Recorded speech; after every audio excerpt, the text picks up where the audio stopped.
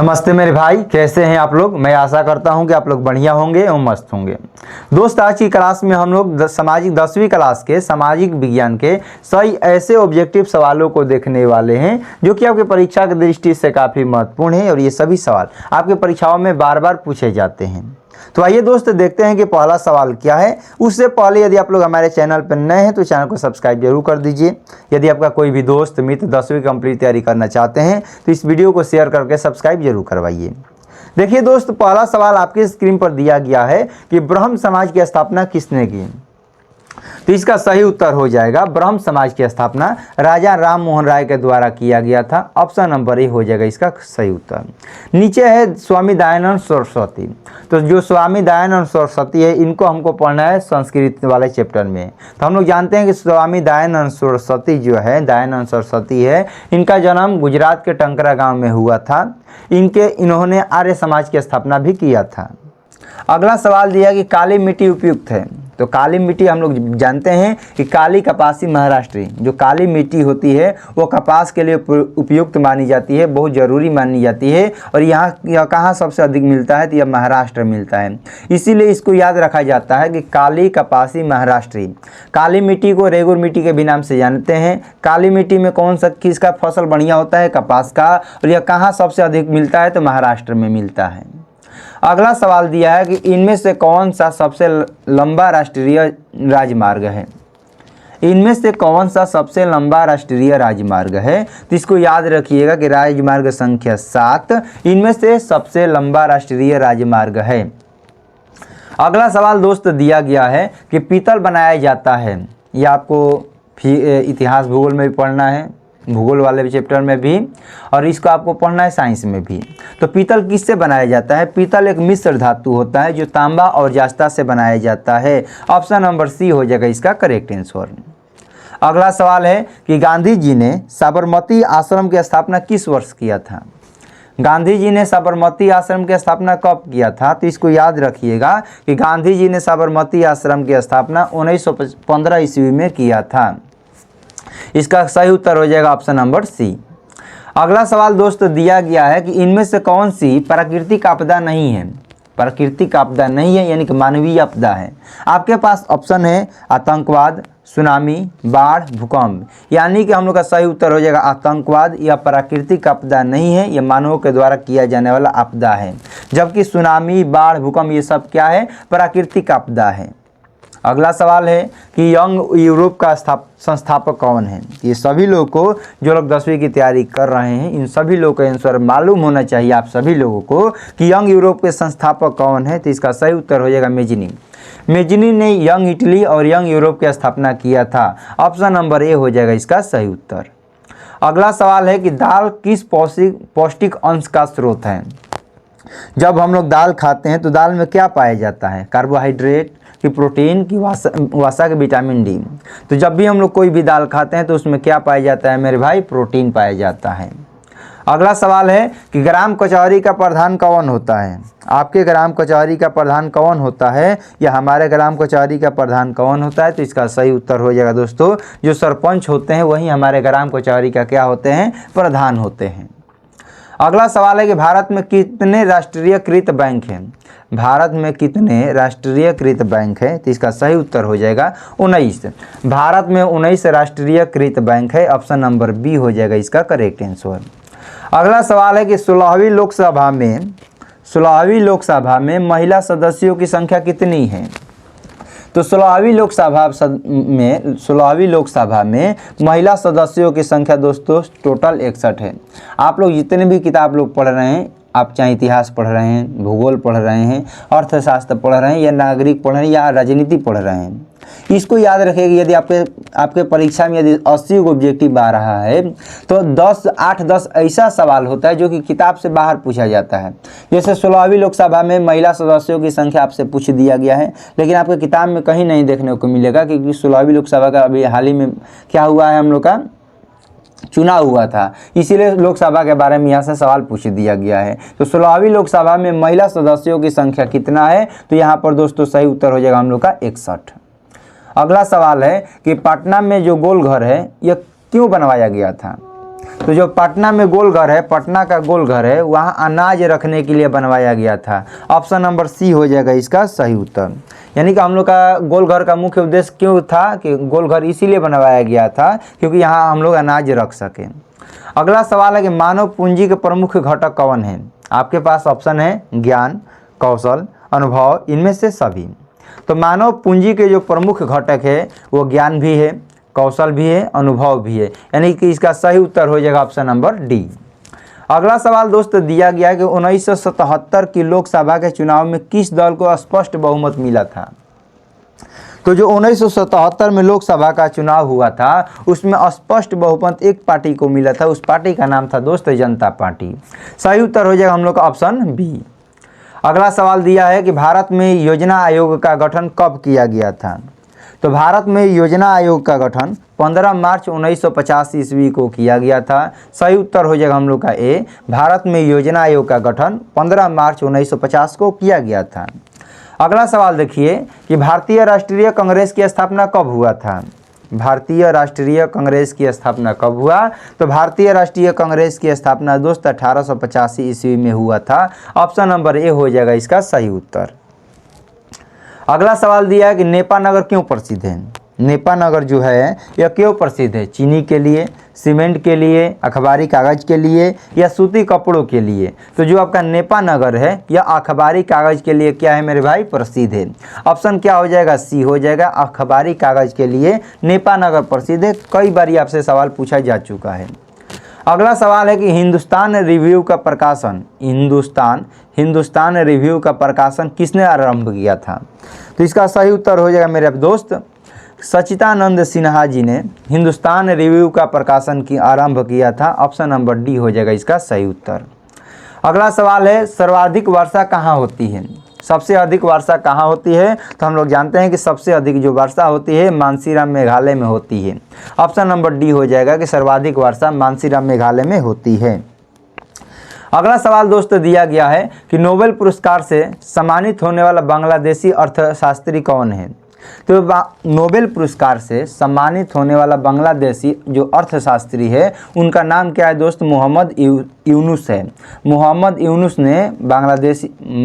यूनुस जो है वह बांग्लादेशी अर्थशास्त्री है जिन्हें नोबेल पुरस्कार से सम्मानित किया गया था। इस बात को दिमाग में बैठा लीजिएगा। Option number C. अगला सवाल दिया गया है कि अंतर्राष्ट्रीय श्रमिक संगठन की स्थापना कब हुआ था, यानी कि इंटरनेशनल लेबर संगठन की स्थापना कब हुआ था। तो इसका सही उत्तर हो जाएगा मेरे दोस्त 1919 ईस्वी में। और 1919 में भारत में घटना भी घटा था, उसका नाम क्या है। तो 1919 में 13 अप्रैल को एक घटना हुआ था जिसका नाम है जलियांवाला बाग हत्याकांड। यानी कि 13 अप्रैल 1919 को जलियांवाला बाग हत्याकांड हुआ था। और 1919 में भी इंटरनेशनल श्रमिक संगठन यानी कि अंतर्राष्ट्रीय श्रमिक संगठन के भी स्थापना हुआ था। अगला सवाल है कि जवाहर योजना रोजगार कब लागू हुआ।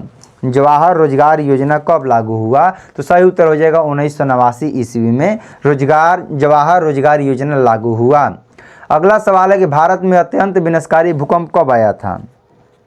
तो 1934 ईस्वी में भारत में अत्यंत विनाशकारी भूकंप आया था। ऑप्शन नंबर ए हो जाएगा इसका करेक्ट आंसर। अगला सवाल दोस्त दिया है कि निम्न में से कौन विदेशी ब्रांड नहीं है।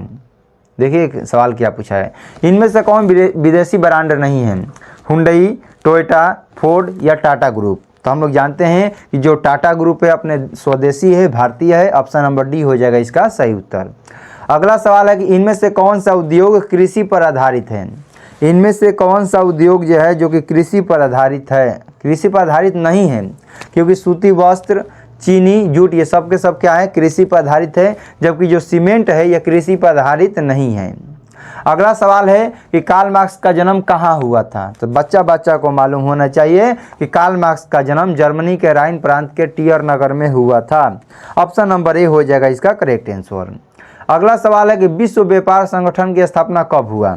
विश्व व्यापार संगठन की स्थापना कब हुआ। तो इसका सही उत्तर हो जाएगा 1995 ईस्वी में वर्ल्ड ट्रेड ऑर्गेनाइजेशन की स्थापना हुआ था विश्व व्यापार संगठन का। अगला सवाल है कि लोकतंत्र जनता के द्वारा जनता के लिए शासन है, यह कथन किसका है। लोकतंत्र जनता के द्वारा जनता के लिए शासन है, यह किनका कहना है? तो हम लोग सभी लोग जानते हैं, यदि बचपन से आप लोग तेज है पढ़ने में तो जानकारी होगा कि लोकतंत्र जनता के द्वारा जनता के लिए शासन है, यह अब्राहम लिंकन का कथन है। अगला सवाल दोस्तों दिया गया है कि झारखंड राज्य का गठन कब हुआ था? तो झारखंड राज्य का गठन 15 नवंबर 2000 ईस्वी को हुआ था। ऑप्शन नंबर सी हो जाएगा इसका करेक्ट आंसर। अगला सवाल दोस्तों दिया है कि भारत सरकार ने सूचना का अधिकार अधिनियम कब पारित किया? भारत सरकार ने सूचना का अधिकार अधिनियम कब पारित किया? तो इसका सही उत्तर हो जाएगा मेरे भाई 2005 ईस्वी में भारत सरकार ने सूचना का अधिकार पारित किया था। अगला सवाल है कि यूरोप का मरीज किसको कहा जाता है? चैप्टर नंबर 1 इतिहास का सवाल है कि यूरोप का मरीज किसको कहा जाता है? तो यूरोप का मरीज तुर्की को कहा जाएगा, कहा जाता है, कहा नहीं जाएगा, कहा जाता है। तो यूरोप का मरीज तुर्की को कहा जाता है, ऑप्शन नंबर ए। अगला सवाल है कि सेफ्टी लैंप का आविष्कार किसने किया? ये भी 5 पार्ट का सवाल है।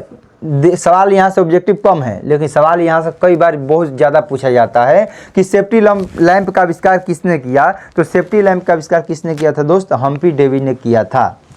अगला सवाल दोस्तों दिया गया है कि मंदार हिल किस जिले में है? तो इसको याद करने का एक तरीका याद कर लीजिए कि मंदार हिल में बांका, मंदार हिल में बांका, इसीलिए इसका सही उत्तर हो जाएगा मंदार हिल। किसका सही उत्तर हो जाएगा? बांका में है। मंदार हिल में बांका, तो मंदार हिल क्या हो जाएगा? Banka, option C. अगला सवाल दोस्तों दिया गया है कि भारतीय जनता पार्टी का चुनाव चिन्ह क्या है? भारतीय जनता पार्टी का चुनाव चिन्ह क्या है? तो इसका सही उत्तर हो जाएगा दोस्तों कमल का फूल, जबकि हाथ का पंजा भारतीय राष्ट्रीय कांग्रेस का है। कांग्रेस पार्टी का चुनाव चिन्ह हाथ का पंजा है और भारतीय जनता पार्टी का चुनाव चिन्ह दोस्तों कमल का फूल है। अगला सवाल दिया कि 16वीं लोकसभा का चुनाव किस वर्ष हुआ था? इसका सही उत्तर क्या हो जाएगा कि 16वीं लोकसभा का चुनाव किस वर्ष हुआ था दोस्तों? 2014 ईस्वी में हुआ था। हमने अभी आपको क्या बताया कि जो कुछ ऐसा भी सवाल होता है जो कि आपके किताब में नहीं दिया रहेगा लेकिन आपसे पूछा जाएगा, पीछे हमने अभी बताया। तो यहाँ पर सवाल किया कि 16वीं लोकसभा का चुनाव 2014 में हुआ था, ऐसा कहीं आपके किताब में नहीं दिया है, लेकिन सवाल पूछा है कि 16वीं लोकसभा में महिलाओं की संख्या कितना थी, 16वीं लोकसभा का चुनाव किस वर्ष हुआ? तो इसका सही उत्तर हो जाएगा दोस्त 2014 में। अगला सवाल है कि कागज का आविष्कार किस देश में हुआ?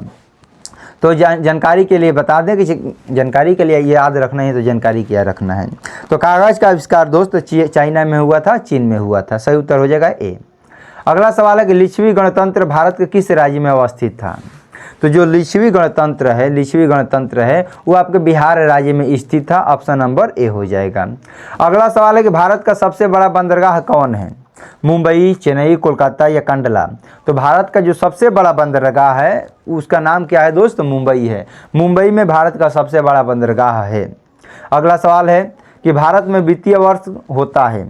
भारत में वित्तीय वर्ष होता है, इसका सही उत्तर हो जाएगा दोस्तों 1 अप्रैल से लेकर 31 मार्च तक को कहते हैं भारत का वित्तीय वर्ष। भारत में वित्तीय वर्ष 1 अप्रैल से 31 मार्च तक होता है।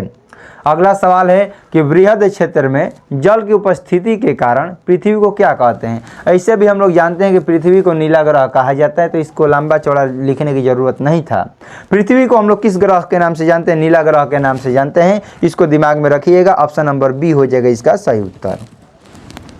अगला सवाल दिया है कि सूचना का अधिकार अधिनियम कब लागू हुआ? तो अभी हम लोगों ने पीछे देखा कि सूचना का जो अधिकार अधिनियम है यह 2005 ईस्वी में लागू हुआ था। ऑप्शन नंबर ए हो जाए, ऑप्शन नंबर बी हो जाएगा इसका करेक्ट आंसर। सूचना का अधिकार अधिनियम 2005 ईस्वी में लागू हुआ था। अगला सवाल दोस्तों दिया गया है कि वर्तमान में नेपाल की शासन प्रणाली कैसी है? लोकतंत्र है, राजतंत्र है या सैनिक तंत्र है, या इनमें से कोई नहीं है? तो अभी फिलहाल में नेपाल में लोकतंत्र की व्यवस्था है, ऑप्शन नंबर ए हो जाएगा इसका करेक्ट आंसर। अगला सवाल दोस्तों दिया गया है कि राजनीतिक दलों की मान्यता और उसका चिन्ह किसके द्वारा प्रदान किया जाता है? क्या राष्ट्रपति के द्वारा, प्रधानमंत्री के द्वारा या निर्वाचन आयोग के द्वारा? तो इसका सही उत्तर हो जाएगा जितने भी राजनीतिक दल होते हैं उनकी मान्यता और उनका चुनाव चिन्ह निर्वाचन आयोग के द्वारा दिया जाता है। अगला सवाल है कि भारतीय संविधान के अनुच्छेद 19 में देश के सभी नागरिकों को कौन सा मूल अधिकार दिया गया है? सवाल को ध्यान से फिर से पढ़िए। भारतीय संविधान के अनुच्छेद 19 में देश के सभी नागरिकों को कौन सा मूल अधिकार दिया गया है? तो इसका सही उत्तर हो जाएगा दोस्तों स्वतंत्रता का अधिकार अनुच्छेद 19 में दिया गया है। ऑप्शन नंबर ए हो जाएगा इसका करेक्ट आंसर। स्वतंत्रता का अधिकार अनुच्छेद 19 में दिया गया है सभी नागरिकों को। अगला सवाल है कि टीपू सुल्तान कहाँ के शासक थे? तो टीपू सुल्तान मैसूर के शासक थे। अगला सवाल दोस्त दिया गया है कि जलियांवाला बाग हत्याकांड कब हुआ था? तो जलियांवाला बाग हत्याकांड दोस्त 13 अप्रैल 1919 को हुआ था। ऑप्शन ए हो जाएगा इसका सही उत्तर। ये सभी लोग को याद होना चाहिए क्योंकि ये कई बार सवाल परीक्षा में पूछा जा चुका है कि जलियांवाला बाग हत्याकांड कब हुआ? तो 13 अप्रैल 1919 को हुआ था। अगला सवाल दोस्त दिया गया है कि किस नदी को बिहार का शोक कहा जाता है? तो बिहार का शोक कोसी नदी को कहा जाता है। अगला सवाल है कि सिखों के 10वें और अंतिम गुरु गुरु गोविंद सिंह का जन्म बिहार के किस नगर में हुआ? तो सिखों के 10वें और अंतिम गुरु गुरु गोविंद सिंह का जन्म बिहार के पटना में हुआ था। अगला सवाल है दोस्त अंकोर वाट के मंदिर का निर्माण किस शासक के द्वारा करवाया गया था? तो हम लोग को जानकारी है या आपको जानकारी होगा कि अंकोर वाट के मंदिर का निर्माण राजा सूर्यवर्मन द्वितीय के द्वारा करवाया गया था। अंकोर वाट का मंदिर कहाँ है? तो अंकोर वाट का मंदिर दोस्तों कंबोडिया में है और कंबोडिया को ही कंपुचिया के नाम से भी जानते हैं। इस बात को दिमाग में बैठा लीजिए। तो अंकोर वाट के मंदिर का निर्माण राजा सूर्यवर्मन द्वितीय के द्वारा करवाया गया था। अगला सवाल है कि पंचायती राज व्यवस्था सर्वप्रथम किस राज्य में लागू हुआ था? तो पंचायती जो राज्य व्यवस्था है यह किस राज्य में लागू हुआ? तो उस राज्य का नाम है दोस्तों राजस्थान। क्योंकि सवाल में ही राज्य इसीलिए राजस्थान मार देंगे। पंचायती राज व्यवस्था राजस्थान में लागू हुआ था सबसे पहले। अगला सवाल है कि योजना आयोग को भंग कर कौन सा आयोग बनाया गया था? योजना आयोग को अब मिला जुला कैसे सवाल इसको पूछ रहा है कि योजना आयोग को अब किस नाम से जाना जाता है? तो योजना आयोग को अब नीति आयोग के नाम से जाना जाता है। ऑप्शन नंबर ए हो जाएगा इसका सही उत्तर। अगला सवाल दिया है कि इनमें से कौन बीमारू राज्य है? इनमें से कौन बीमारू राज्य है? तो इसका सही उत्तर हो जाएगा दोस्त इनमें से कौन बीमारू राज्य? तो इसका सही उत्तर हो जाएगा ऑप्शन नंबर डी। क्योंकि बीमारू में बिहार भी आता है, मध्य प्रदेश भी आता है और उड़ीसा भी आता है, इसीलिए सही उत्तर हो जाएगा दोस्तों option number D. Bihar, Madhya Pradesh, Orissa ये तीनों क्या है बीमारू राज्य के अंतर्गत आते हैं। सवाल संख्या 54 है कि भारतीय जनता पार्टी की स्थापना कब हुआ था? तो भारतीय जनता पार्टी की स्थापना 1980 ईस्वी में हुआ था।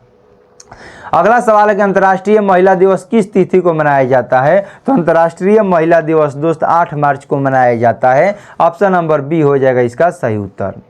अगला सवाल दोस्त दिया है कि यूरेनियम का प्रमुख उत्पादक स्थल कौन है? तो हम लोग जानते हैं कि यूरेनियम का जो प्रमुख उत्पादक स्थल है वो आपका क्या है? जादूगोड़ा है। जादूगोड़ा है किसका उत्पादक स्थल दोस्त? यूरेनियम का। ऑप्शन नंबर डी हो जाएगा इसका करेक्ट आंसर। अगला सवाल है कि सुनामी कहाँ आती है? स्थल पर, समुद्र में, आसमान में या कहीं नहीं? तो जो सुनामी आती है वो आपके समुद्र में आती है। अगला सवाल दोस्त दिया है कि लोकतंत्र की सफलता किस पर निर्भर करता है? तो हम लोग जानते हैं कि जब नागरिक जो होगा वो पढ़ा लिखा होगा, बुद्धि से आगे रहेगा, बुद्धि विचार बढ़िया रहेगा, तभी लोकतंत्र क्या हो सकता है? सफल हो सकता है। तो इसका सही उत्तर हो जाएगा मेरे भाई कि नागरिकों की विवेकपूर्ण सहभागिता पर लोकतंत्र की सफलता निर्भर करती है। ठीक है, क्या ऑप्शन नंबर सी हो जाएगा इसका सही उत्तर। अगला सवाल दिया है कि किसने कहा था कि बिहार के विकास के बिना भारत का विकास संभव नहीं है? किनके द्वारा कहा गया था कि बिहार के विकास के बिना भारत का विकास संभव नहीं है? तो ये इसका सही उत्तर हो जाएगा डॉक्टर APJ अब्दुल कलाम जी के द्वारा कहा गया था कि बिहार के विकास के बिना भारत का विकास संभव नहीं है। अगला सवाल है कि बोलिविया में जन संघर्ष का मुख्य कारण क्या था? देखिए ऐसे ऐसे भी कांड हुए हैं जिनके बारे में हम लोग सोच नहीं सकते हैं। इसका सही उत्तर क्या हो जाएगा दोस्तों? पानी की कीमत में वृद्धि। पानी की कीमत बढ़ने के कारण बोलिविया में क्या हो गया था? वहाँ जन संघर्ष हो गया था, लड़ाई हो गया था, इसीलिए सही उत्तर हो जाएगा ऑप्शन नंबर ए। अगला सवाल है कि भारत का राष्ट्रीय पक्षी कौन है?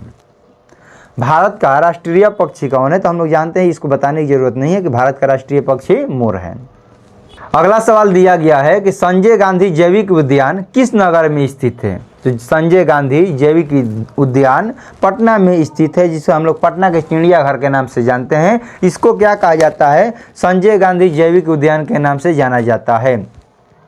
अगला सवाल है कि वेदों की ओर लौटो किसने नारा दिया था? तो स्वामी दयानंद सरस्वती ने वेदों की ओर लौटो के नारा भी दिया था। ऑप्शन नंबर सी हो जाएगा इसका सही उत्तर।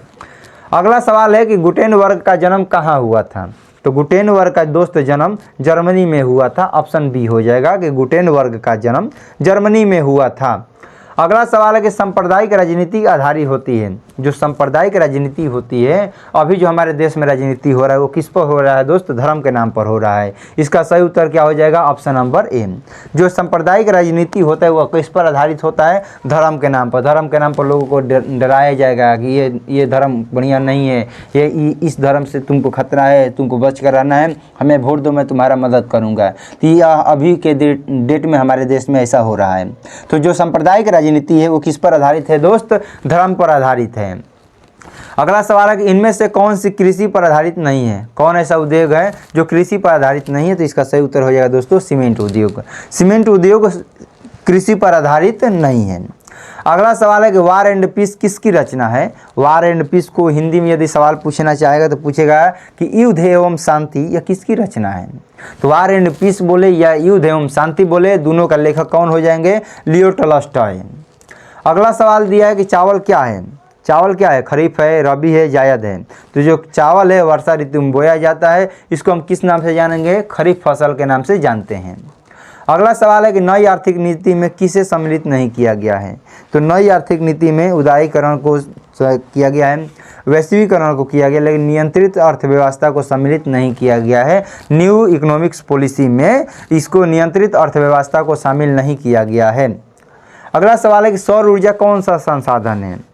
हम लोग जानते हैं कि सौर ऊर्जा का भी कितना भी उपयोग कर लेंगे उसका फिर आगे उपयोग कर सकते हैं, तो मानव के द्वारा तो नहीं बनाया जाएगा। ठीक, क्या है? नवीकरणीय है। सौर ऊर्जा जो संसाधन है वो कैसे संसाधन है मेरे भाई? नवीकरणीय संसाधन है। अगला सवाल है कि WTO वर्ल्ड ट्रेड ऑर्गेनाइजेशन यानी हिंदी में बात करें तो विश्व व्यापार संगठन की स्थापना कब हुआ था? तो विश्व व्यापार संगठन यानी WTO की स्थापना 1995 ईस्वी में हुआ था। अगला सवाल दोस्तों दिया है कि Tata iron and steel company की स्थापना कब हुआ था? तो Tata iron and steel company की स्थापना दोस्तों 1907 ईस्वी में हुआ था। अगला सवाल है कि किसने कहा था कि संसाधन होते नहीं हैं बनते हैं? किसने कहा था कि संसाधन होते नहीं हैं बनते हैं? जिमरमैन ने। ऑप्शन नंबर ए हो जाएगा इसका करेक्ट आंसर। अगला सवाल दोस्तों दिया है कि इनमें से कौन सा संस्थागत वित्त का साधन है? इनमें से कौन सा संस्थागत वित्त का साधन है? आपके पास ऑप्शन है सेठ साहूकार, रिश्तेदार, व्यावसायिक बैंक, इनमें से कोई नहीं। तो इसका करेक्ट आंसर हो जाएगा दोस्तों जो व्यावसायिक बैंक है यह आपका संस्थागत वित्त का साधन है। अगला सवाल दिया गया है कि राष्ट्रीय विकास परिषद का गठन कब हुआ था? इसका सही उत्तर हो जाएगा मेरे भाई कि राष्ट्रीय विकास परिषद का गठन 1952 ईस्वी को हुआ था। ऑप्शन नंबर सी हो जाएगा इसका करेक्ट आंसर। अगला सवाल है कि दोस्त सविनय अवज्ञा आंदोलन किस यात्रा से शुरू हुआ था? जो सविनय अवज्ञा आंदोलन है यह किस यात्रा से शुरू हुआ था? तो इसका सही उत्तर हो जाएगा दोस्त कि सविनय अवज्ञा आंदोलन 1930 में दांडी यात्रा से शुरू हुआ था। अगला सवाल है कि इनमें से किसको प्राथमिक क्षेत्र कहा जाता है? हम लोग जानते हैं कि कृषि क्षेत्र को प्राथमिक क्षेत्र के नाम से जानते हैं। ऑप्शन नंबर बी हो जाएगा इसका करेक्ट आंसर। कृषि क्षेत्र को प्राथमिक क्षेत्र के नाम से जानते हैं। अगला सवाल है कि प्राथमिक ऊर्जा का उदाहरण कौन नहीं है? कोयला, विद्युत, पेट्रोलियम या प्राकृतिक गैस? जो आपका विद्युत है दोस्त यह प्राकृतिक ऊर्जा का उदाहरण नहीं है। ऑप्शन नंबर बी हो जाएगा सही उत्तर। अगला सवाल है कि संचार का सबसे लोकप्रिय साधन कौन है? संचार का सबसे लोकप्रिय साधन कौन है? यदि संचार का जो सबसे लोकप्रिय साधन है वो आपका कौन है दोस्त? मोबाइल है। ऑप्शन नंबर बी हो जाएगा इसका सही उत्तर। अगला सवाल है दोस्त कि संघ राज्य की विशेषता नहीं है। संघ राज्य की विशेषता नहीं है तो ये कई बार पूछा गया सवाल, हमको लगता है कि ये ओहो कहीं हट रहा है भाई साहब कि संघ राज्य की विशेषता नहीं है जिसका नाम है एकहरी शासन व्यवस्था। संघ राज्य की व्यवस्था नहीं है। अगला सवाल दोस्त दिया गया है कि संघ सरकार का उदाहरण है। संघ सरकार का उदाहरण कौन है? अमेरिका है, चाइना है, ब्रिटेन है, इनमें से कोई नहीं। तो जो संघ सरकार का उदाहरण है उस देश का नाम है दोस्त अमेरिका। अमेरिका संघ सरकार का उदाहरण है। ऑप्शन ए हो जाएगा सही उत्तर। अगला सवाल है कि बिहार में संपूर्ण क्रांति के नेतृत्व किसने किया? तो बिहार में संपूर्ण क्रांति का नेतृत्व किसने किया? संपूर्ण क्रांति को छात्र आंदोलन के भी नाम से जानते हैं। जिसका नेतृत्व किया था उनका नाम था दोस्त जयप्रकाश नारायण। जयप्रकाश नारायण जी ने बिहार में संपूर्ण क्रांति के नेतृत्व किया था। अगला सवाल है कि सुदूर संवेदी उपग्रह का प्रयोग किस लिए किया जाता है? सुदूर संवेदी उपग्रह का प्रयोग किस लिए किया जाता है? तो इसका सही उत्तर हो जाएगा संसाधनों की खोज के लिए। अगला सवाल दिया गया है कि इनमें से कौन सा भूकंप का सर्वाधिक संवेदनशील नगर है? भूकंप का सर्वाधिक संवेदनशील नगर है, उसका नाम है दोस्त चेन्नई। सही उत्तर हो जाएगा ऑप्शन नंबर डी। अगला सवाल है कि इनमें से किसे पिछड़ा राज्य के नाम से जाना जाता है या कहा जाता है? कहो जाता नहीं है, कहा जाता है। तो हम लोग जानते हैं कि हमारा ही देश अपना राज्य बिहार है, जिसको पिछड़ा राज्य के नाम से जाना जाता है। इसको बीमारू राज्य के भी नाम से जाना जाता है। बीमारू का अंतर्गत आता है बिहार, और पिछड़ा राज्य में तो बिहार है ही है, यानी कि ऑप्शन नंबर सी। अगला सवाल है कि भारत में वित्तीय वर्ष कब से कब तक माना जाता है? तो भारत में वित्तीय अप्रैल 1 अप्रैल से 31 मार्च तक को माना जाता है। अगला सवाल दोस्तों दिया गया है कि काउंट काउर को विक्टर इमैनुअल ने किस पद पर नियुक्त किया? तो काउंट काउर को विक्टर इमैनुअल ने प्रधानमंत्री के पद पर नियुक्त किया था। ऑप्शन नंबर सी हो जाएगा इसका सही उत्तर। अगला सवाल दोस्तों दिया गया है कि रक्त एवं लौह नीति का अवलंबन किसने किया था? तो आप लोग बचपन से पढ़ते आ रहे हैं, 10वीं क्लास में यदि पढ़ रहे हैं तो रक्त एवं लौह नीति का अवलंबन जिसने किया था उनका नाम क्या था? बिस्मार्क था। बिस्मार्क ने रक्त एवं लौह नीति का अवलंबन किया था। अगला सवाल दोस्तों दिया गया है कि साम्यवादी शासन का पहला प्रयोग कहाँ हुआ था? तो साम्यवादी शासन का पहला प्रयोग रूस में हुआ था। अगला सवाल है कि बोल्शेविक क्रांति कब हुआ?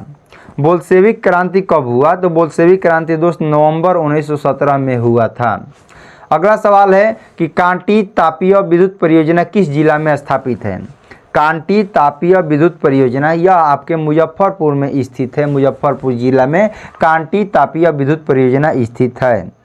अगला सवाल है दोस्त कि रेलवे वर्कशॉप कहाँ स्थित है? रेलवे का वर्कशॉप कहाँ है? तो रेलवे का जो वर्कशॉप है वो आपके जमालपुर में स्थित है। कहाँ है दोस्त? जमालपुर में है।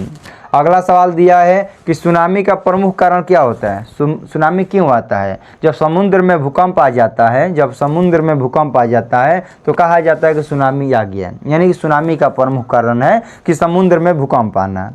अगला सवाल है कि सुखाड़ क्या है? क्या सुखाड़ मानव के द्वारा किया जाता है? क्या असामान्य आपदा होता है कि प्राकृतिक आपदा होता है? तो ये जो सुखाड़ होता है दोस्त ये आपका क्या है? प्राकृतिक आपदा होता है। अगला सवाल दिया है कि पंजाब में भूमि निम्नीकरण का मुख्य कारण क्या है? तो पंजाब में भूमि निम्नीकरण का जो मुख्य कारण हुआ है आपका दोस्तों अधिक सिंचाई। अधिक सिंचाई भूमि निम्नीकरण का प्रमुख कारण है। अगला सवाल है कि मानव शरीर में जल की मात्रा कितनी होती है? तो हम लोग को जानकारी होना चाहिए, आप लोगों को जानकारी होना चाहिए कि मानव शरीर में 65% जल की मात्रा होती है। ऑप्शन नंबर सी हो जाएगा इसका सही उत्तर। अगला सवाल दोस्तों दिया कि इनमें से कौन ऐसा जीव है जो केवल भारत में पाया जाता है? देखिए यदि आपके ऑप्शन में घड़ियाल दिया रहे तो घड़ियाल मार दीजिएगा, कोई दिक्कत नहीं है। लेकिन जब परीक्षा में पूछा गया सवाल है कि इनमें से कौन ऐसा जीव है जो कि आपके भारत में केवल पाया जाता है, तो इसमें चारों में से कौन ऑप्शन नहीं है। क्यों? क्योंकि डॉल्फिन चारों तरफ पाई जाती है, लेकिन जो गंगा डॉल्फिन है वो केवल किस में पाई जाती है? भारत में। यानी कि इसके डॉल्फिन के आगे यदि गंगा जोड़ दिया रहता तो हम लोग मार देते ऑप्शन नंबर बी। नहीं जोड़ा है तो भी मारेंगे ऑप्शन नंबर बी, लेकिन इनमें से चारों में से कोई भी अभी संतुष्ट वाला आंसर नहीं है। तो इसीलिए सही उत्तर हो जाएगा इनमें से कौन ऐसा जीव है जो केवल भारत में पाया जाता है? तो गंगा डॉल्फिन है जो केवल भारत में पाई जाती है। अगला सवाल है कि सीमेंट उद्योग का प्रमुख कच्चा माल क्या है? सीमेंट उद्योग का प्रमुख कच्चा माल क्या है दोस्तों? चूना पत्थर है। Option number A. अगला सवाल है कि द्वितीय महायुद्ध के बाद यूरोप में कौन ऐसी संस्था थी जो आर्थिक दुष्प्रभाव को समाप्त करने के लिए हुआ? यानी कि द्वितीय महायुद्ध के बाद यूरोप में लोग कौन सी संस्था का कौन सी संस्था का उदय आर्थिक दुष्प्रभाव करने के लिए हुआ?